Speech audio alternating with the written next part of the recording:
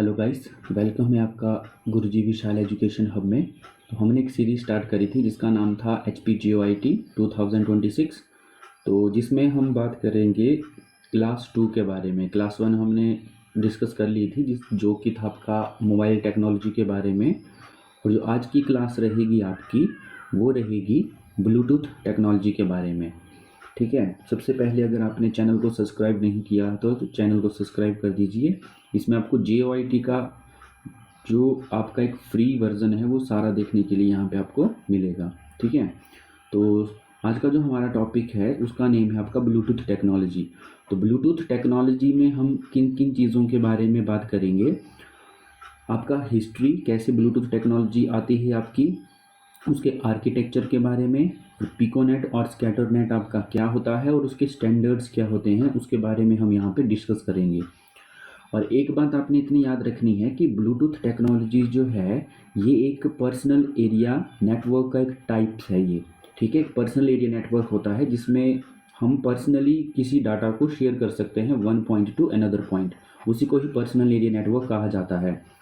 ठीक है, तो सबसे पहले हम बात करते हैं ब्लूटूथ टेक्नोलॉजी के बारे में कि ये होती क्या है और कैसे इस चीज़ पे बात करते हैं।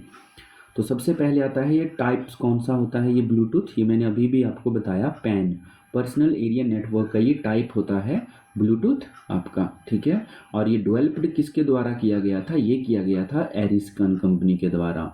एरिस्कन कंपनी ही वही कंपनी है जिसने आपकी मोबाइल टेक्नोलॉजी की भी डेवलप किया था, जो कि हम कल भी पढ़ चुके थे। उसके बाद फर्स्ट मोबाइल ब्लूटूथ फ़ोन कौन सा था जिसमें ब्लूटूथ इंस्टॉल किया गया पहला, तो वो था एरिस्कन T36। ये आपने याद रखना है। दूसरी चीज़ वर्क ऑन, और ये किस पे वर्क करता है, किस प्रिंसिपल पर काम करता है, किस टेक्नोलॉजी पर काम करता है, तो ये करता है रेडियो वेव्स पर। और कौन सी वाली, 2.4 गीगाहर्ट्ज़ बैंड पे। ठीक है, तो आपने याद रखना है ये आपका किस पे बात करता है, 2.4 गीगाहर्ट्ज़ बैंड पे ये क्या करता है, काम करता है। उसके बाद अगर हम रेंज की बात करें तो ब्लूटूथ की रेंज जो होती है वो होती है 10 मीटर। ठीक है, आज की डेट पे तो ये 200 से लेकर 300 मीटर्स तक या 400-500 मीटर्स तक भी चला जाता है, जो अलग अलग डिवाइस पे आपके कंपेटेबल होते हैं। ठीक है, उसके बाद अगर लेटेस्ट वर्जन की बात करें हम ब्लूटूथ की, तो वो आज की डेट पे लेटेस्ट वर्जन हम यूज़ करते हैं ब्लूटूथ 5.0। ठीक है, नेक्स्ट हम बात करें अगर हिस्ट्री, कि ब्लूटूथ एक्चुअल में आया कहाँ से और इसकी हिस्ट्री क्या है, कुछ बारे में हम डिस्कस करेंगे। तो सबसे पहले आता है इसका नेम कैसे पड़ा ब्लूटूथ। तो इसका नेम पड़ा किंग हराल्ड ब्लूटूथ, इसके नाम पर ही आपका जो ब्लूटूथ नेम है वो पड़ा हुआ है। ब्लूटूथ इज़ नेम आफ्टर, इसका नेम पहले क्या था, हराल्ड ब्लूटूथ, जो कि 10th सेंचुरी में डेनिस किंग के एक ट्राइब्स होती थी, उन्होंने इसका जो था नाम आपका डाला गया था इसी के ही नाम पे, हराल्ड ब्लूटूथ, और इसी के ही नेम पे इसका नाम पड़ा। इसके बाद इसके फाउंडर कौन है इसके, तो ये भी इम्पोर्टेंट हो जाता है, तो वो है नील्स रेडबैक, ये इसके क्या हैं, फाउंडर। तो concept founder of technology, the idea of short range wireless personal area network, जो हमने पहले भी बात करी। ठीक है, इतना डीप आपने इसमें जाने की कोशिश नहीं करनी है, आपने इतना पता होना चाहिए आपको कि ब्लूटूथ नेम कैसे पड़ा, किंग हराल्ड की वजह से, या उन्होंने ही इसका नाम पड़ा। और दूसरा आ जाता है आपका नील्स रेडबैक, ठीक है, इसका फाउंडर। और तीसरा आ जाता है इन्वेंटर, इसको कब लागू किया गया, तो वो लागू किया गया था किसके द्वारा, तो जाप हार्स्टन के द्वारा इसको लागू किया गया था, या इसको इन्वेंट किया गया था। और डेवलपर कौन था इसका, कौन सी कंपनी थी, वो थी एरिस्कन। तो इसके द्वारा इसको डेवलप किया गया था ब्लूटूथ को। ठीक है, और फ़ोन का नाम भी मैंने आपको पहले बता दिया था, किस फ़ोन पे ये सबसे पहले यूज़ हुआ था, ये इंस्टॉल हुआ था, तो उसका नाम उसका नेम था एरिस्कन T36। नेक्स्ट अगर हम बात करें इसमें, तो वो आता है पिकोनेट, ब्लूटूथ नेटवर्क आर्किटेक्चर। ठीक है, तो पिकोनेट एक क्या चीज़ होती है, ये क्या टर्म है, एक ब्लूटूथ की ही एक नेटवर्क आर्किटेक्चर होता है जो कि हम जानते हैं। ठीक है, a Bluetooth network is called piconet. ये एक इम्पॉर्टेंट टर्म है, इस पे हम बात करेंगे। तो डिवाइस इज़ अ पिकोनेट, इस पे एक मास्टर होता है और एक आपका क्या होता है इसमें स्लैब। देखो मैं इसमें अगर बात करूँ, ये एक इम्पॉर्टेंट कंसेप्ट है, तो आपको अच्छे से ये चीज़ समझनी है, ठीक है। मैक्सिमम साइज ऑफ पिकोनेट, देखो पिकोनेट का मतलब होता है जैसे मेरे पास एक यहाँ पे डिवाइस है, इसके साथ मैं यहाँ पे कितने डिवाइस ब्लूटूथ डिवाइस कनेक्ट कर सकता हूँ, इसी पूरे प्रोसेस को कहा जाता है आपका पिकोनेट, ठीक है। अब अगर हम बात करें कि पिकोनेट में कितने मास्टर स्लैब्स होते हैं, ये मास्टर होता है या स्लैब्स होते हैं, वो सारी चीज़ें, तो मैक्सिमम साइज ऑफ पिकोनेट का हो सकता है वो होता है 8 डिवाइस, जिसमें एक मास्टर पीस होता है और उसके साथ 7 स्लैब्स होते हैं। मतलब इस तरीके से एक मास्टर पीस होगा मेरे पास यहाँ पे और इसके साथ 7, ये 7 क्या होंगे मेरे पास यहाँ पे स्लैब्स, इसी को ही एक पिकोनेट का नाम दिया जाता है। दूसरा, डिवाइस कनेक्टिंग एट वंस, कि एक मास्टर के साथ कितने स्लैब्स कनेक्ट हो सकते हैं, एक डिवाइस के साथ कितने डिवाइस कनेक्ट हो सकते हैं, तो वो होते हैं सर 7, ठीक है। उसके बाद प्राइमरी डिवाइस कौन सा होता है, एक master piece, control the piconet, जो पूरे डिवाइस को, उन सभी डिवाइसेस को 7 के 7 स्लैब्स को क्या करेगा, कनेक्ट करेगा। और सेकेंडरी डिवाइस कितने होंगे, 7, जो कि स्लीव्स के नाम से उनको जाना जाता है, और कनेक्ट किसके साथ होंगे, वो मास्टर के साथ। तो आई होप कि ये सारी चीज़ें आपको अंडरस्टूड हो गई होंगी, ठीक है। नेक्स्ट आता है हमारे पास यहाँ पे scatter net and Bluetooth network types, जो कि एक स्कैटर नेट एक्चुअल में होता क्या है, देखो स्कैटर का मतलब होता है कोई चीज़ फैलना, ठीक है। तो इस पे मैंने कुछ चीज़ें हाईलाइट भी करी हुई हैं, उन चीज़ों पर भी थोड़ा सा फोकस करेंगे। तो सबसे पहले आपके पास आता है यहाँ पे स्कैटर नेट एक्चुअल में होता क्या है, तो ये कलेक्शन ऑफ मल्टीपल पिकोनेट होता है, ठीक है। एक पिकोनेट है मेरे पास, एक मास्टर के साथ 7 स्लैब्स अटैच हैं, तो उन छोटे छोटे पिकोनेट को बनाकर एक पूरा कंबाइन करके एक नेटवर्क तैयार किया जाता है, जिसको नाम दिया जाता है आपका स्कैटर नेट का।